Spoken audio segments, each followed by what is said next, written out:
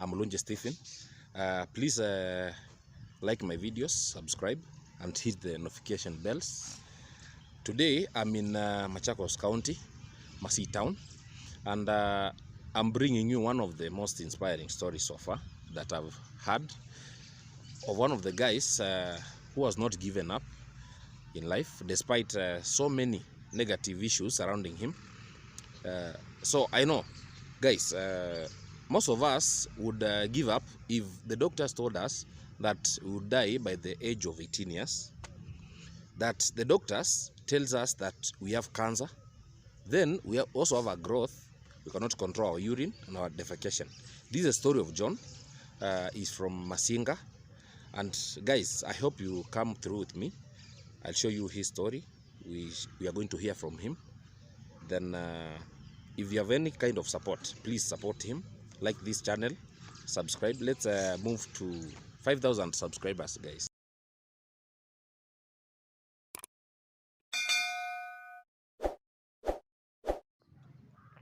So guys, this is John. He's from Masinga. So this is his amputated leg, this one, and he tells me that people can get it for free from the institution ABC Place in Westlands. He also has a growth at the back of his skull. You can see here we have a growth that has not been removed, but it's not affecting the brain. It affects his skull only. John cannot control his urine and defecation, but he has to use special units for the same. So guys, today I want to bring to you an inspiring video that should make you not give up in life, that should make you have a purpose to live. So what would you do if the doctors told you that you had only 18 years to live? From the time of birth to 18 years, then you are done. But our guy today here is going to tell you that he has lived more than that, beyond the expectations of the explanation of the doctors. So come with me, and as he tells his amazing story. So my brother, yes, welcome. thank you. Introduce yourself, please. I'm John Kennedy, Mutua from Machakos County, Masinga County, Mukoso Village. Yes, John. Nataka tuambie story yako. Utuambie what happened. Utueleze how this condition came to be. You tell us the issue that has been affecting you, how you have been living. Yes, so tuambie issue yako.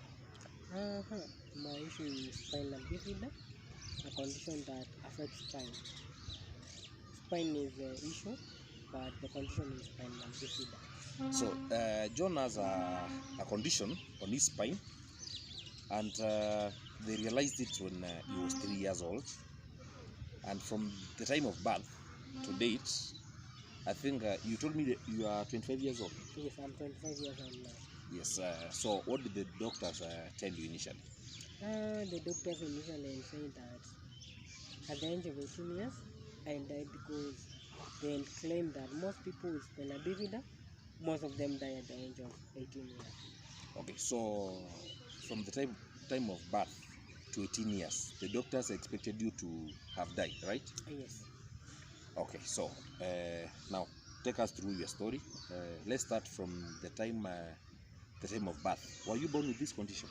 Yes, I was born with this condition, and I've lived with it.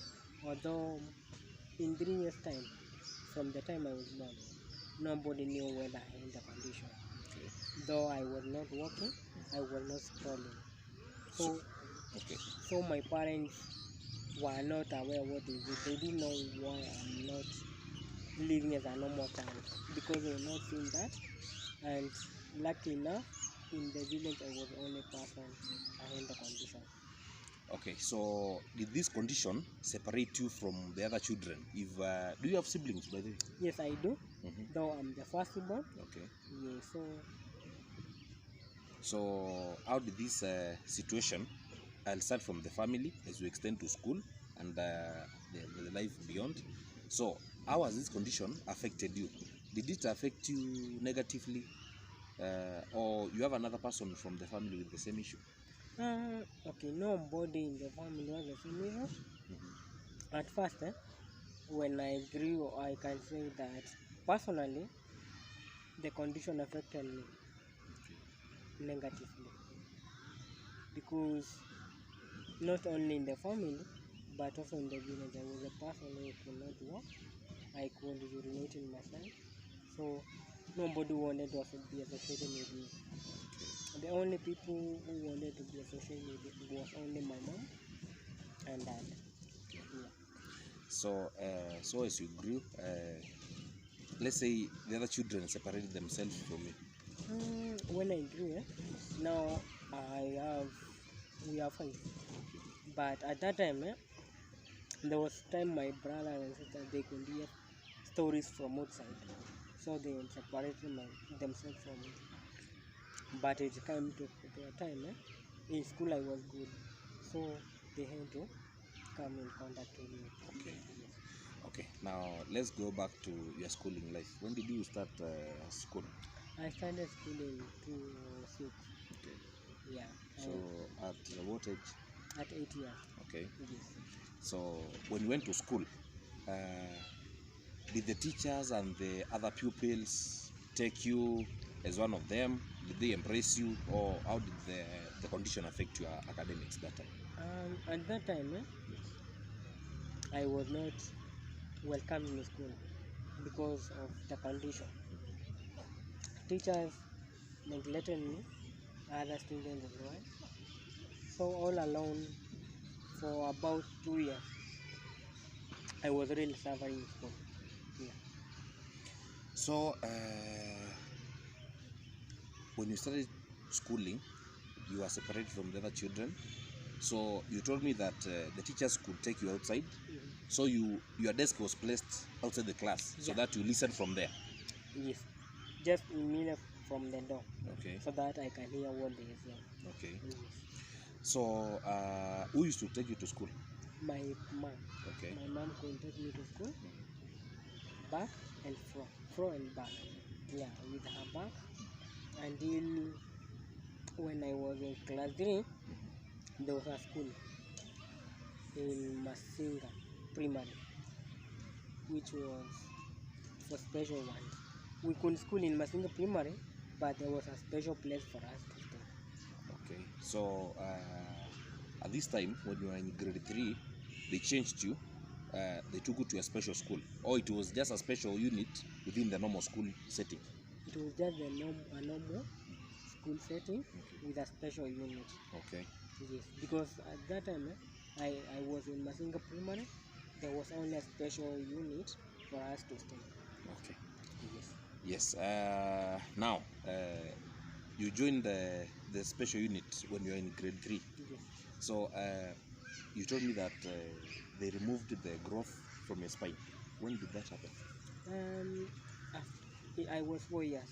Okay. After they realized that I ended growth in 3 years, after realizing my condition, they said for me to be able to walk and be able to do normal things as other person. That growth was to be removed. So you started walking when you were 4 years old. Yes. Okay. Yes. After 4 years, so I never went through schooling. What I did, I was just given a walk Okay. to help me stand. Okay. Yeah. Okay. Now I understand from there. Then academic wise, how was your performance in school? Did this condition affect you academically, or what happened? Yes, it did. But by that time, I was still young. So the condition affected me. And the fact that when I realized that the society I was living in and not was not welcoming me, so I also hated myself. I hated myself, so I did not see any means of schooling. Okay, I was there just to impress my parents and not to hurt them. But I was not there to get anything or to gain anything. Okay. So when did the doctors examine you and tell you that by the age of 18 you'd be dead? That was after the growth, because after the growth, that is when nilianza kujikontrol. After that ili affect my urine system na choo, ukapata ziwezi control. So they said the condition that I have is spina bifida, and they claim that most people with spina bifida die at the age of 18. So I was not unlucky. So they said because of the condition, at the age of 18 years, I could be dead. That was 2018. That is when I was supposed to die. So the doctor said for sure, told you that by 2018 you'd be dead. Yes, if there is something that I've kept even now, is a medical report. I love the medical report till I show my kids, because I believe one day I'll have a family. Sure. So today, at the time of this video shooting, it is 2023 May, right? Yeah. So you have lived for extra 5 years. Yes. And you are still strong. I'm very strong. Okay, now let's continue with your education.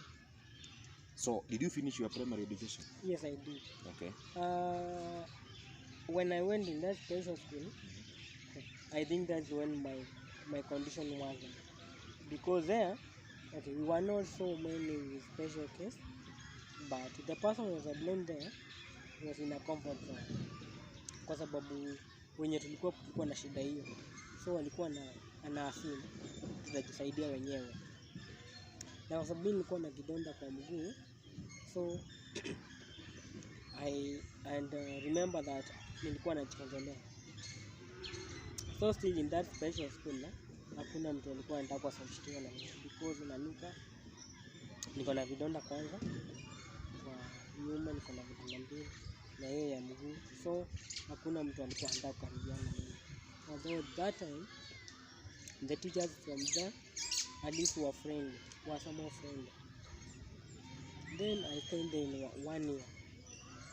That's when my mom was not happy with how I'm doing, so she decided to let me back to Moko. Now that I had a wound, so I could not be taken care of, because the lady who was there just assumed us, because we have the same condition. So she assumed that we could help ourselves, manage life. So what I did, the first thing I got when I went to that school was a wheelchair to help me, because walking was an issue. Walking, although it was a small distance and I have that wood, I could not walk. So they gave me a wheelchair. Okay.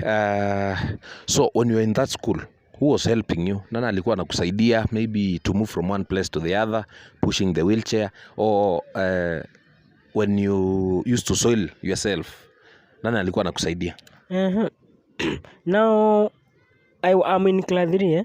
I met two students who were from one mother, walikuwa mapacha. So they decided to took me as their brother.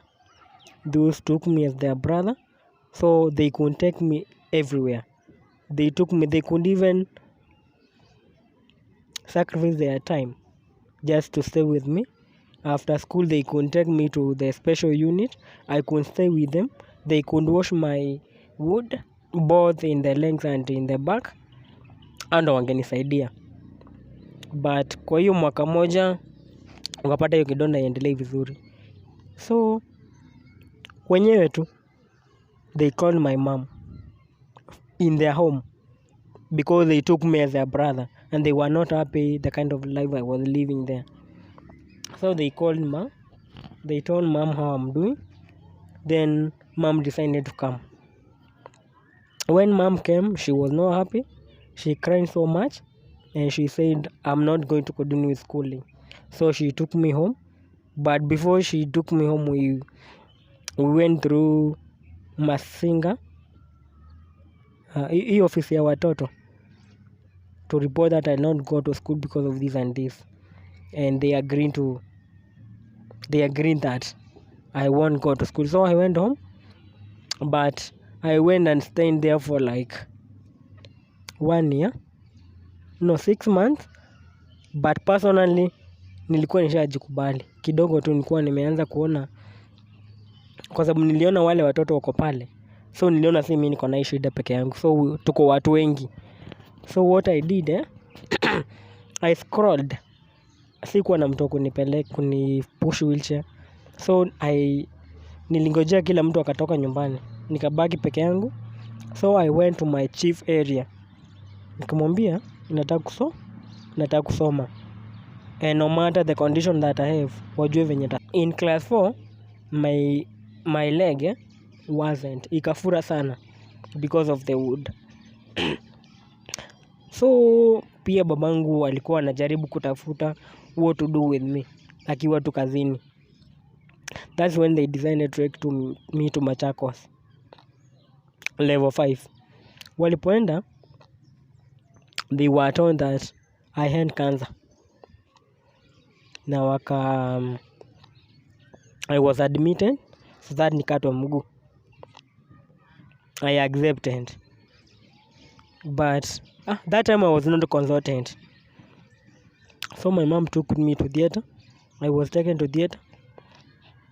The doctor was supposed to do the operation on my leg, claimed that he can't do that with the wood.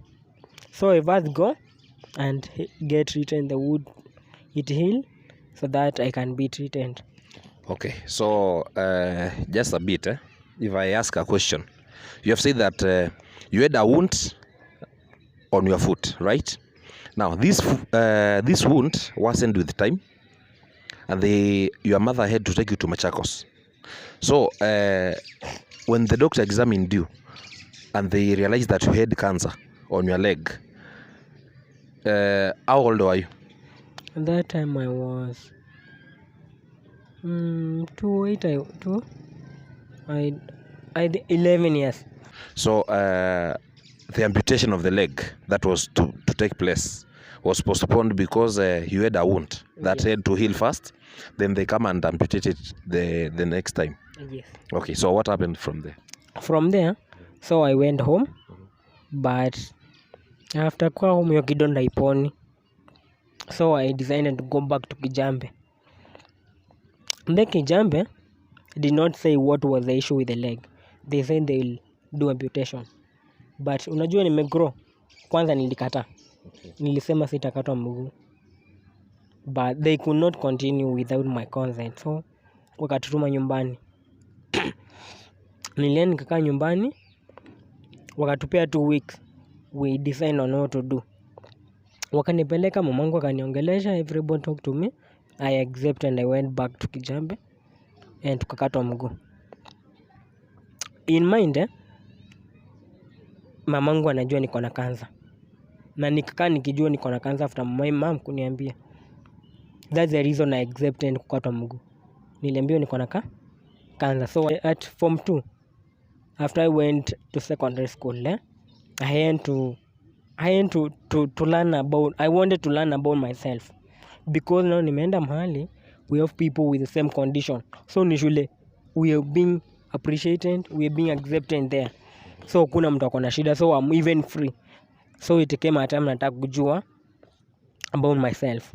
So kidogo tu, if I may ask, what time did they amputate the leg?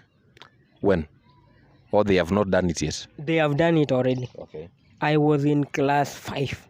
So that's when they cut the leg? Yeah. Okay. So they cut the leg when you were in class 5. So all along, did they give you a prosthetic leg? Yes, I stayed 1 year without the prosthetic, using just wheelchair. Okay. Then I got a well-wisher, because it was very expensive. Bone me the leg, and I was given one. So all at that time, I could buy the leg. Hatukujua mahali tunaweza pata free. So but when I grew, I found someone who told me there is somewhere we can go and be getting it free. So if you may help someone, I know there are so many people who have lost their legs. They want to be assisted. Maybe they have lost a hand, a leg, and they want assistance. Can you maybe direct them where you go to ask for free? Maybe they get assistance. Yes. It is always it's a government enterprise where the government has sponsored those people. You can be given a prosthetic for hand, for leg, for free. It is in Westlands. In Westlands, ABC place where the government, the National Council for Persons with Disabilities offices are. Disabilities. It is there. Okay. So for that person maybe watching from home, and you have a relative or yourself, you want to be assisted, you want a prosthetic leg, a hand. So John tells us from ABC Place in Westlands, they can help you. It's a government place, it's a government office, so they can assist you. So now, John, someone wants to know, you have said that they cut your leg when you were in class 5. When did you finish class 8? At what age? At the age of, that was in 2016. At the age of, was it 16? Yeah, 16 years.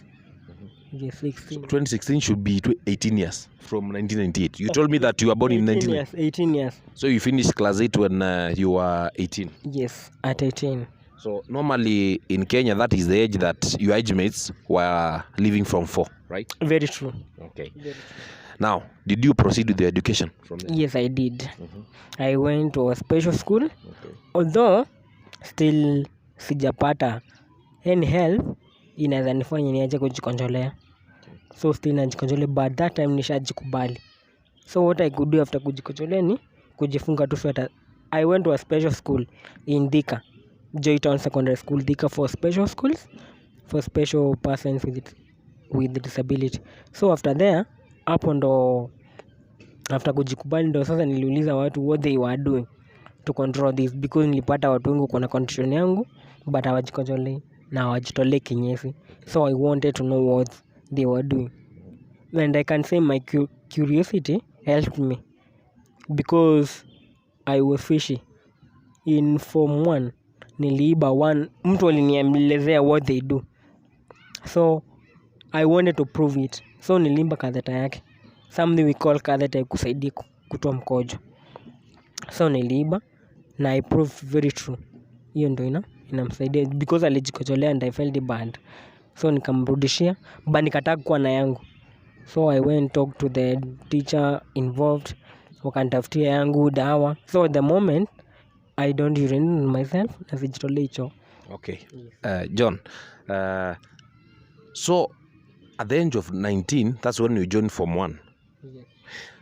All along, were you using maybe special apparatus like pampers or anything that even if the urine was coming out and the defecation, you had to shield yourself? Or what were you using?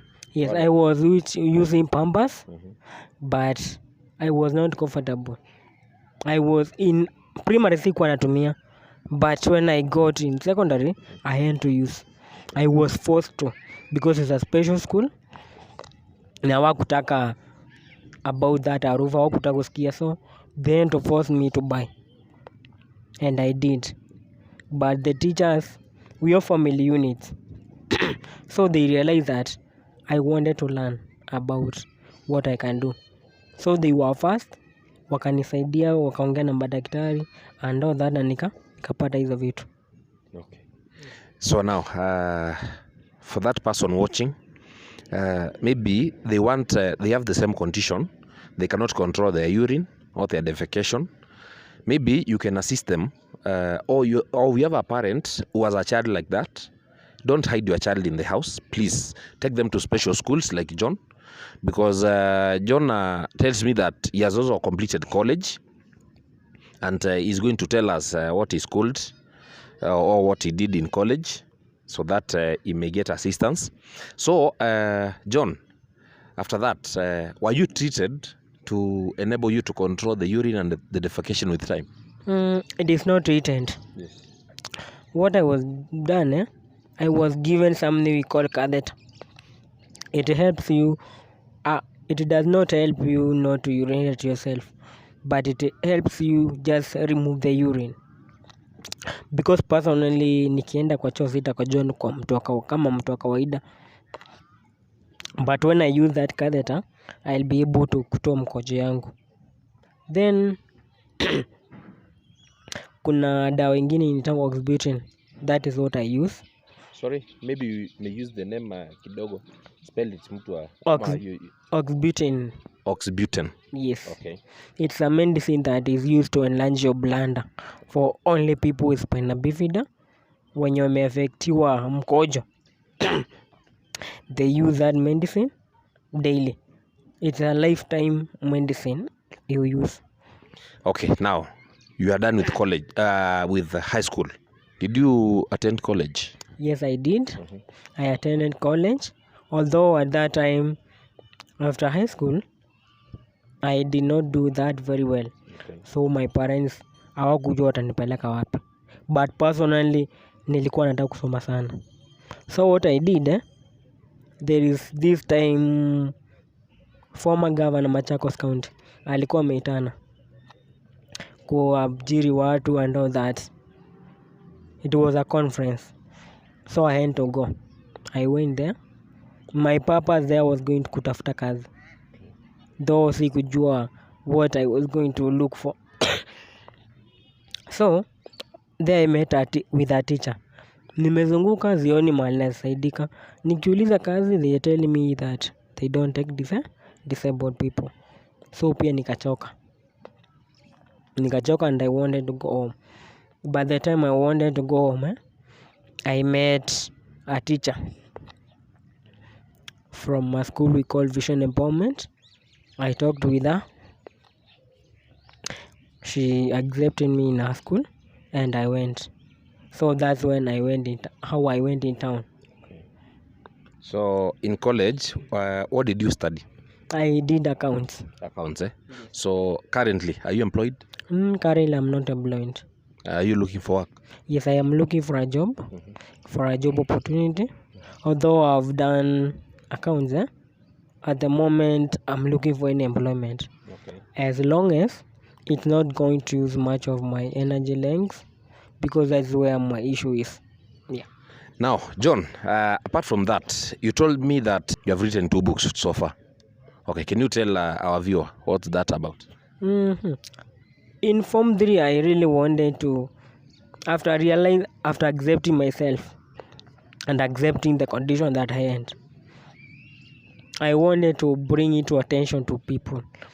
Then I say that personally, I may not be able to reach the society at large, but with something written down, I can be able to really reach a lot of people. That's when I decided to write a book. So, yeah, what are the titles of your book, or what are they about? They reflect majorly on your self-acceptance, your journey, or what are they focusing on? The books are basically motivational books. Okay. The first book, the aim of writing the first book is that you can change your pattern. And I did this after realizing that what doctor says, it doesn't necessarily mean it will happen. Because after realizing that I was 19 years, I have not died, I'm still healthy and strong. I had to write that book and tell people that the only person who can make things possible is God, but not a human being. Okay. Yeah. So, what about the second book? The second book, the first book, I just wanted to tell people that the only person who can, mtu mwenye anaweza kupanga maisha yako venye itakuwa ni Mungu, si mwanadamu. Kwa sababu if ningekubali what the doctor says, singesoma. Now the second book, I want to tell people about the condition, and not only my condition, but the condition that is also associated with my condition. We have 2 conditions which are brought by spine bifida. We have hydrocephalus, hiyo ina affect kichwa, unapata kichwa iko na maji, ile kichwa kwa brain. Yes. Then this one I have the spina bifida. So I wanted to bring to attention to the site about that. So to our viewers, because of time, we have to end the interview. I brought you this story of John to inspire you to not give up. John has not given up because so far he has a condition.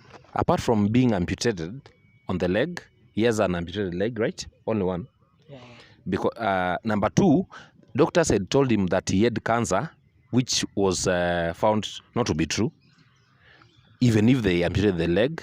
Number three, John still has a growth on his skull, at the back of his skull. It's a condition that he tells me, yes, the tumor has not been removed, but it's still there. But despite all that, he managed to go through school system, through all the rejection, through all the hard times to conquer the world. And he tells me he's planning to have a wedding, to have a family, just like any other man. And he's willing to work. So you are out there, you are looking for someone to employ, you want to empower someone, John is here. Please, you can also support him. He tells me that he has not got a good publisher for his 2 books. And if you're a good marketer, you can still market his books. I've seen a copy. They are good, although they are not published yet. So he needs a publisher. He needs someone to market them. Assist him out to market and get money through the online platforms regarding the same. And also get a job. Please, guys, allow me to end the interview there. Thanks for your time. Thanks for everything. And I hope that you keep subscribing. Hit the like button. Make sure that you put all the notification bells on so that you may know the next time we upload the next video. Thank you for your time and everything, guys. Bye.